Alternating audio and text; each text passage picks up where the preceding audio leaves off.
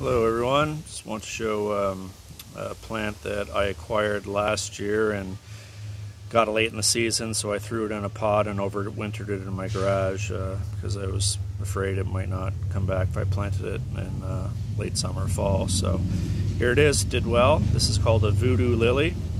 Last year I was inspired by another gentleman's similar page called Tim's Zone Pushing Garden, I believe. And his actually flowered this year, and Cincy Tropics also put up a video with the same plant. So I'm carrying the torch, and here you go. So it's very exotic, tropical looking. I mean, the foliage is pretty impressive.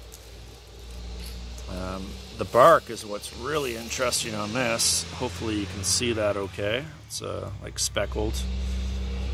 Looks like a friend's dog's belly, actually. Almost identical, but really impressive. And this will sucker up. This will die back in the late fall as soon as we get a frost, pretty much right to the ground, and should pop up in spring like a perennial.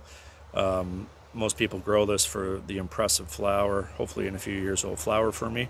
It's related to that plant called the corpse flower, and as some of you know, the corpse flowers actually gives off a smell of rotting flesh, which is pollinated by flies. And this is also the same genus, just a different species, not as cold hardy.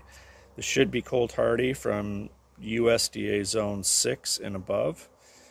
It's borderline hardy here, so I'm hoping it's pretty close to my foundation. I got it planted next to some acubas, and I have another Voodoo lily down there that's not so big. It's a completely different genus and species, but I'll do a video on that when it gets bigger.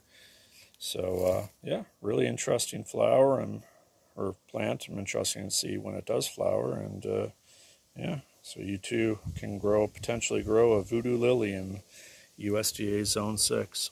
I'm in southern Ontario in Canada, in Kilbride, just north of Burlington. So really cool plant. We'll see what happens. Thanks, guys.